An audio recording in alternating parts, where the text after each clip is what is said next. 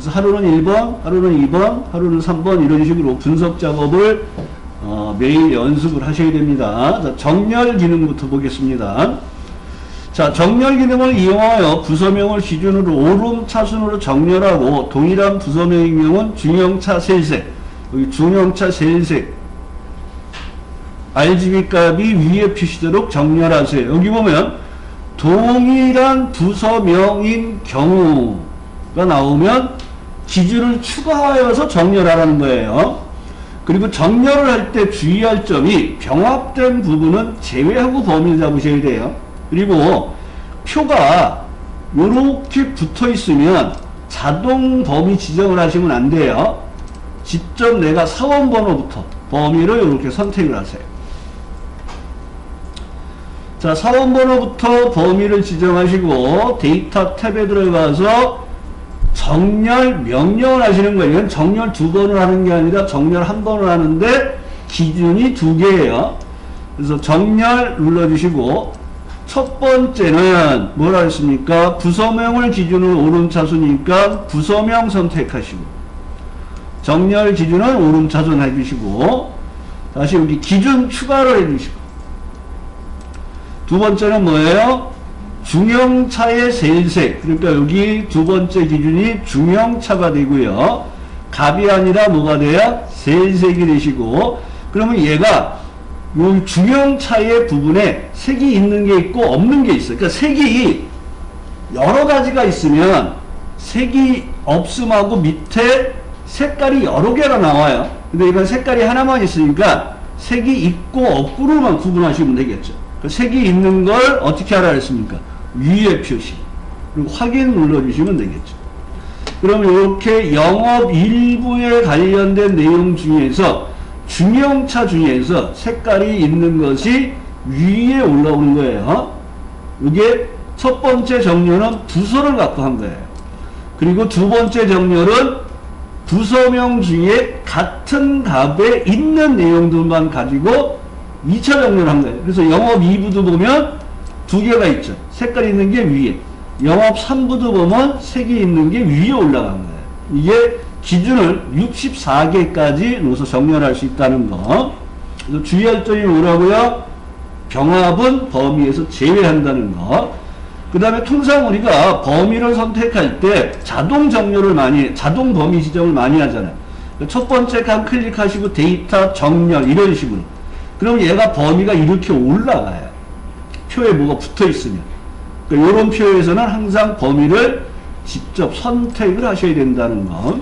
자, 부분합 들어가겠습니다. 부분합은 항상 문제에 정답이 나와 있어요. 그리고 부분합을 하는 순서는 정렬을 항상 먼저 하시는 거예요. 정렬. 그래서 문제가 부분합이 딱 들어왔어요. 그러면 부분합이 내는 바로 요걸 보시는 거예요. 합과를 기준으로 내림차순. 그러면 여기는 표가 위아래로 붙어 있는 게 없고 붙어 있는 게 없죠. 그 다음에 병합된 부분도 없잖아요. 이럴 때는 합과를 클릭하시고 합과 클릭하시고 데이터 탭 여기 오름차순 내림차순을 해주시는 거예요. 여기서 찾으셨나요? 자, 내림차순 해주시고 그럼 얘가 소프트웨어과 멀티미디어과 네트워크가 이렇게 정렬이 됐어요. 그 다음에 데이터 탭에 부분합에 들어가신 다음에 그 뒤에 문제를 읽으시면 되는 거예요. 그래서 어떻게? 그림과 같이 합과 별, 요 별자가 들어가 있는 게 첫 번째 그룹화라 항목이에요. 우리는 합번이 아니라 합과로 정렬을 했잖아요. 그래서 합과를 먼저 선택하시면 돼요. 그 다음에 계산할 항목으로 출석과 평소라고 되어 있잖아요. 그러면 여기에 보면 총점은 지금 기본으로 항상 선택이 돼요. 맨 끝에 있는 게 얘를 해제하시고 출석과 평소를 선택하시고 함수가 뭐예요? 평균. 그러면 여기 합계를 평균으로 바꾸시고 그러니까 문제를 보시면서 그대로 하시란 말이에요. 그리고 우리가 두 번째 가면 어차피 새로운 값 대치를 풀 거잖아요. 그래서 얘를 풀고 확인을 하시면 첫 번째 부분합이 됐어요. 그럼 그대로 데이터 탭에 들어가서 부분합에 들어가서 두 번째 부분합을 하는데 여기 보면 총점의 최대값이잖아요. 그러면 출석과 평소를 푸시고 밑으로 내려가서 계산할 항목을 총점을 선택하시고 그 다음에 사용한 함수가 뭐가 돼? 최대값이 되는 거예요. 그리고 두 번째 할 때 꼭 새로운 값 대치가 풀렸는지 보셔야 돼요. 그리고 확인을 눌러주시면 되겠죠. 그런데 부분합을 하다가 잘못했어요. 그럼 어떻게 하라고요? 데이터 탭에 들어가셔서 부분합에 들어가셔서 모두 제거를 눌러주시면 부분합이 원상태로 돌아가요. 단 정렬은 안 돌아갑니다. 그리고 다시 부분합을 또 해주시면 돼요. 틀렸을 때는. 그래서 항상 부분합은 문제가 딱 부분합이 형 뭐부터 보라고요? 정렬이 뭐지? 그리고 정렬을 한 다음에 부분합을 실현하시고 나서 문제를 읽으시란 말이에요. 학과별로 그러면 그룹을 잡을 게 학과구나. 계산한 항목이 출석과 평소네 하고 맨 마지막에 있는 거 해제하고 선택하시고 항목 선택하시고 그다음 계산할 함수 선택하시고 그 다음에 처음부터 새로운 값 대치를 풀고 하시란 말이에요. 그럼 두 번째 그냥 확인만 하시면 되잖아요. 되시겠어요? 데이터표 들어가겠습니다. 자, 데이터표에 들어오면 여러분들이 보셔야 될 게 통상 이렇게 표가 이렇게 나와 있어요. 그리고 여기에서는 뭐 어쩌고 저쩌고 하면서 어디에 영역에 계산하시오. 여기가 요렇게 나와요. 그러니까 요게 함정이라고 했어요. 통합하고 데이터표에서 계산할 범위의 한 칸씩을 늘려주라고 그랬어요. 위에 왼쪽으로. 무슨 얘기인지 아시겠죠? 자, 그러면 얘는 5월의 영업이익을 얘네들을 이용해서 이렇게 계산을 했어요. 그리고 판매량이 이렇게 바뀌어요. 그럼 판매량이 어디 있어요? 여기에 있잖아요. 얘가 이렇게 바뀌고 판매가가 여기 있잖아요. 판매가가 이렇게 바뀔 때 여기에 있는 영업이익은 어떻게 되는지 요 안에다 계산하라는 거예요. 그러면 데이터표가 나오면 뭐예요? 계산하고자 하는 수식을 모서리에 는으로 연결해주고 그럼 이렇게 연결이 됐죠. 자, B18을 연결해 주시고 여기다 계산하라 해서 요거 범위 잡고 시작하는 사람 굉장히 많아요. 여기 실수하는 거예요. 데이터표하고 통합은 연결된 수식부터 범위를 잡고 통합을 들어가시는 거예요. 자, 여기 수식 연결하셨죠? 눈으로 연결된 수식부터 표 전체 범위 잡고 데이터 탭 가상 분석의 데이터표 들어가시면 행값이 뭐야, 열값이 뭐야가 물어봐요. 그럼 여기에 들어가 있는 14행의 판매량이 이렇게 변하는 거잖아요. 그러니까 원식에 있는 판매량의 주소 B3을 클릭하시고 열에 입력되는 값은 여기 B열에 판매가가 이렇게 변하는 거잖아요. 이렇게 판매가를 연결하시고 확인을 눌러주시면 돼요. 그러면 요 안에 이렇게 계산이 들어오는 거예요. 요게 이중 변수예요. 값이 판매량과 판매가가 이렇게 변할 때 영업이익의 변화는 어떻게 될까? 또 시험에 나오면 이렇게 단일 변수로 판매량이 이렇게 변할 때 영업이익은 어떻게 돼요? 또는 판매가가 이렇게 변할 때 영업이익은 어떻게 이렇게 단일 변수도 나온단 말이에요. 이럴 때 여러분들이 연결하는 게 얘는 연결할 때가 여기뿐이 없잖아요. 얘는 위에다 할까 밑에다 할까 왼쪽에 해야 할까 오른쪽에 할까 결정을 하셔야 돼요. 그러니까 얘는 밑에다 하시는 거예요. 그러니까 편하게 생각하면 이렇게 하면 돼요. 값이 들어가는 줄에다가 값이 들어가는 열에다가 수식을 연결하는 거예요. 그래서 여기서는 는 하시고 똑같이 B8을 연결하시고 그러면 연결된 수식부터 데이터가 들어가는 범위를 이렇게 잡으셔야 돼요. 주어진 문제에서는 여기에다 계산하세요. 그러면 한열, 한행을 추가하셔서 이렇게 범위를 잡고 하셔야 돼요. 데이터표는. 수식 연결하고 범위 잡으셨나요? 자, 그러면 데이터 탭 가상 분석의 데이터표에 들어가서 행값은 판매량만 변하는 거죠. 판매량이 이렇게 변하는 거예요. 그러니까 원식의 판매량은 B3에 있어요. 열에 입력된 값은 없는 거예요. 이걸 단일 변수라 그래요. 변수 하나가 변하는 거. 그리고 확인하시면 이렇게 값이 나오는 거죠. 이런 식으로. 이게 단일 변수일 때예요. 또 얘는 판매가만 이렇게 변해요. 이때 영업이익은 어떻게 될까를 여기에다 계산하래요. 그러면 그 위에 칸에다가 수식을 연결해 주시면 돼요. 그리고 연결된 수식부터 데이터까지를 범위를 잡아야지 얘가 그 수식을 이용해서 변화되는 값들을 갖고 표에다가 계산을 해주는 거예요. 자, 범위 잡으셨나요?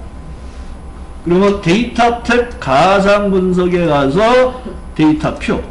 얘는 행값이 없어요. 바로 밑으로 내려가서 열값이 J열에 있잖아요. J열에. 판매가가 이렇게 변해요. 그럼 원식에 있는 판매가가 뭐예요? 16,000원이잖아요. 얘가 이렇게 변할 때 요 영업이익을 어떻게 될까를 알고 싶은 게 데이터 표예요. 확인해 주시면 결과가 나오죠. 그 데이터 표는 빈도가 적어요. 근데 시험에 나오면 잘 기억들을 못 하신단 말이에요. 이걸 좀 잘 구분을 해 주시고. 되셨나요? 자, 그러면 목표값 찾기를 보겠습니다. 자, 목표값 찾기는 결과값과 입력값이 있는데 결과값이 얼마가 되기를 원해요. 그럼 그럴 때 입력값은 어떻게 될까? 여기도 보면 목표값 찾기 기능을 이용하여 고객별 적금 만기 지급액 표에서 권역수, 여기 있네, 권역수라는 사람이 여기에 있는데 권역수의 만기 지급액이 지금 740만원 정도가 돼요. 이 사람이 800만원이 되려면 납입 기간이 24개월이네요. 얘가 얼마가 되면 800만원이 될까를 알고 싶은 거예요. 그러면 요게 결과값, 요게 입력값이에요. 결과값 740만원이 800만원이 되고 싶어요. 이게 목표값이에요. 800만원이. 그래서 입력값과 결과값 중에서 결과값에다 포인트를 넣으시고 데이터 탭 목표값 찾기. 어디에 있어요? 데이터 탭 가상 분석의 목표값 찾기. 그러면 여기에 수식셀이라고 있죠. 28. 이게 결과값이에요. 그 밑에다가 목표값 8 빵빵빵 빵빵빵 넣으시고 값을 바꿀 셀이 입력값을 넣는 거예요. 입력값이 어디야? 그러면 입력값이 24가 들어가 있는 D8이 되는 거예요. 절대주소, 상대주소 신경 쓰지 마세요. 그리고 확인을 하면 여기 만기 지급액이 800만원으로 바뀌어요. 그리고 개월수가 24개월에서 26개월로 변경됐죠. 다시 한번 확인하시면 확정입니다. 이게 목표값 찾기예요. 얘도 빈도가 적어요. 하지만 매일 연습하세요. 시나리오는 지금 한 목표값의 반대예요. 입력값이 이렇게 변해. 그럼 결과값이 어떻게 될까를 알고 싶은 거예요. 그러니까 시나리오가 나오면 자, 부분합 그러면 정렬이 뭐지? 시나리오가 나오면 이름 정의부터 먼저 하시면 돼요. 그러니까 선택 연습 만들기 이런 거 하지 마시고 하나씩 입력하세요. 여기 보면 B18에 세율, 그럼 B18 클릭하시고 수식 입력지에 올라가서 세율 쓰시고. 시나리오가 좀 복잡해요. 작업하는 게. 시나리오 나오면 이름 정의부터 정확하게 하세요. 세율 하고 엔터. 그 다음에 G7 클릭하시고 소개 1월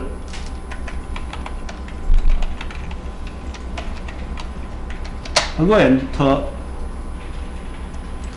그 다음에 G12 클릭하시고 소개 2월 하고 엔터. G16 클릭하시고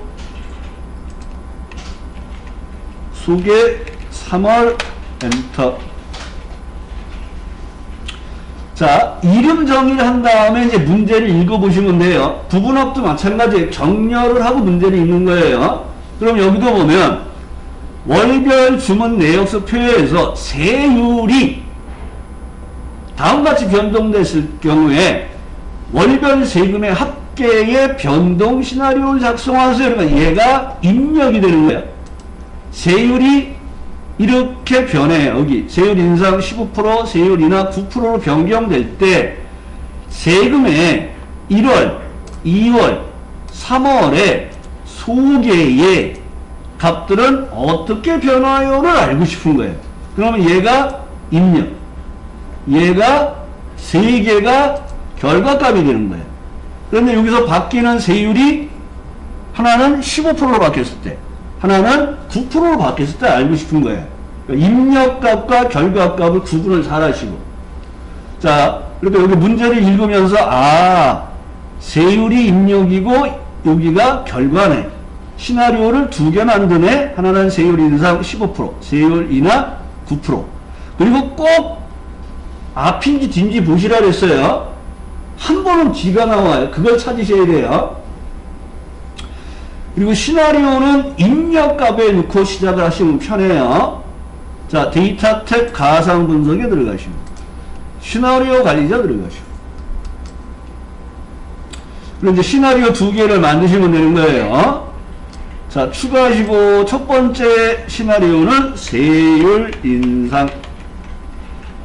시나리오는 항상 이름 쓰고 탭키로 하겠습니다. 그러면 입력셀, 변경셀이 입력셀이에요. 입력셀이 제대로 되어 있는지 보시고 안 되면 여기서 고치셔야 돼요.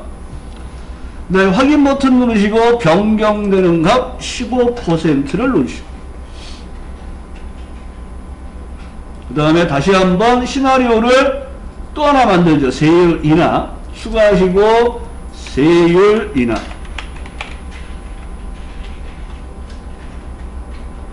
그 다음에 탭키 눌러서 다시 한번 입력셀이 제대로 되는지 보시고, 그 다음에 확인하신 다음에 변경되는 세율이 9%죠. 자, 9% 누르시고 확인. 그러면 여기에서 여러분이 오타가 났네? 그러면 해당되는 시나리오 선택하고 편집에 들어가서 이름, 주소, 값을 바꿔주시면 돼요. 그리고 결과를 뽑아내는 명령은 표시가 아니에요. 요약이라 했어요. 요약을 누르면 얘가 네가 알고 싶은 결과값이 어디야 하고 물어보는데 주로 이렇게 연결이 돼요. 근데 하나만 연결됐잖아요. 우리는 세 개가 필요한 거잖아요. 그래서 컨트롤 키 누르고, 떨어져 있으면 컨트롤 키 누르시고 G12, G16을 얘가 순서가 맞아야 돼요. G7 했다가 G16 했다 G10 하면 순서가 바뀌었기 때문에 빵점입니다. 자, 이렇게 작업하시고 확인 버튼을 누르시면 현재 시트 왼쪽에, 이걸 앞이라 그래요. 왼쪽에 시나리오 결과가 나와요. 그러면 여기 이름 정의한 거 4개 이상 없는지 보시고, 그 다음에 시나리오 2개가 이상 없는지 보시면서 내가 변경되는 값을 제대로 넣는지 확인하시는 거예요. 얘가 잘못되면 뭐라 그랬어요? 시트를 삭제하는 거예요. 삭제하시고, 이름 정의가 잘못됐어요. 그러니까 수식 이름 관리자에 가서 세율 더블 클릭하시고 이름 변경하거나 주소 다시 확인하시고, 소개 1월 더블 클릭해서 이름 변경하거나 주소를 다시 잡아주시면 돼요. 그 다음에 시나리오가 잘못됐으면 아까처럼 데이터 탭 가상 분석의 시나리오 관리자에 가서 해당되는 시나리오를 편집으로 수정을 해주시면 돼요.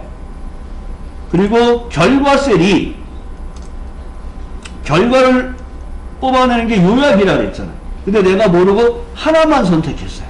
그러면 요약에 가서 3개인데 하고 3개를 다시 바꿔주시면 되는 거예요. 그리고 확인하시면 시나리오가 앞에 나오는 거예요. 왼쪽 앞에. 이걸 잘 보시라 그랬습니다. 다음에 피벗 들어가겠습니다. 자, 피벗을 푸는 요령도 아까 부분합하고 비슷해요. 먼저 뭐부터 보냐면 위치가 어디를 보시는 거예요. 동일한 시트에 H3이네? 이걸 먼저 보시면서 표를, 범위를 이렇게 선택하시는데 항상 뭐를 빼시냐 그러면 병합, 얘도 정렬하고 똑같아요. 병합된 부분을 제외하고 범위를 잡아야 돼. 그 다음에 삽입에 가셔서 피벗 테이블을 선택하시는 거예요. 피벗 테이블을. 그리고 기존의 워크시트의 H3. 범위는 내가 선택하고 들어갈 때 명령 손대시면 안 돼요. 그리고 밑으로 내려가서 위치가 어디지? 새 워크시트인지 기존의 워크시트인지. 얘는 뭐라 했어요? 동일한. 그러면 동일한 워크시트니까 기존 워크시트의 H3. 준비됐나요? 확인을 하면 여기 이렇게 뭐가 나와요? 레이아웃이 나오잖아요. 그러면 이 레이아웃이 나온 상태에서 피벗 테이블 안에서 포인트가 있어야 돼요. 밖에 나가면 테이블 필드가 없어져요. 당황하지 마시고 피벗 테이블 안에다 놓으시고 이제 문제를 이제부터 읽으시는 거예요. 우회부터. 그러면 사원별 급여 지급 현황표에서 부서명을 행으로 부서명을 끌어다가 행해 놓으시고 그 다음에 열값이 없네. 값에는 기본급 야근수당 성과급의 평균인데 순서대로 계산하세요. 이것도 순서를 맞춰주셔야 돼요. 기본급 끌어다가 값, 여기 시그마가 되어 있는 값에 놓으시고 평균이라 그랬잖아요. 그러니까 여기서 바로 클릭 값 필드 설정 평균으로 바꾸세요.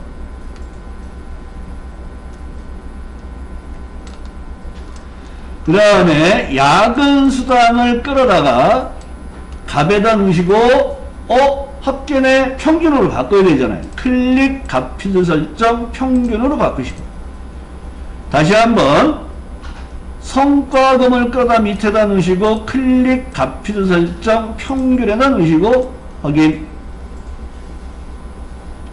그러면 이제 순서대로 배치가 끝났잖아요. 그러면 이제 추가 지시를 봐야겠죠. 동일한 시트 H3을 했잖아요. 값 영역의 표시 형식은 뭐라고요? 셀 서식의 대화 상자 숫자 범죄 천 단위. 값 영역은 여기 이렇게 돼 있어요. 숫자가 들어가 있는 부분이 값 영역이에요. 그래서 마우스 오른쪽 셀 서식에 들어가서 숫자에서 천 단위 구분 기호를 눌러주시면 돼요. 그 다음에 피벗 테이블 스타일은 9번 어디에 있어요? 디자인에 보면 피벗 테이블 스타일이 있잖아요. 그래서 보통의 9번. 보통의 9번. 그리고 이제 시험에 많이 나오는 게 두 가지가 더 있죠. 총합계를 어떻게 하세요? 그러니까 여기서 하시는 거예요. 디자인에 총합계 가서 전체 해제할래, 열만 할래, 핵만 할래. 이걸 선택하시는 거예요. 또 하나는 보고서 레이아웃에서 개요야, 테이블이야. 주로 근데 우리 시험에 나오는 건 개요만 나와요. 개요. 그 다음에 하나 더 나오는 게 피벗 테이블 안에 그래서 옵션에 들어가서 빈셀의 표시를 어떻게 할 거야. 그리고 최근에 나온 시험에서는 뭐가 나왔냐면 필터가 좀 나오고 있어요. 필터.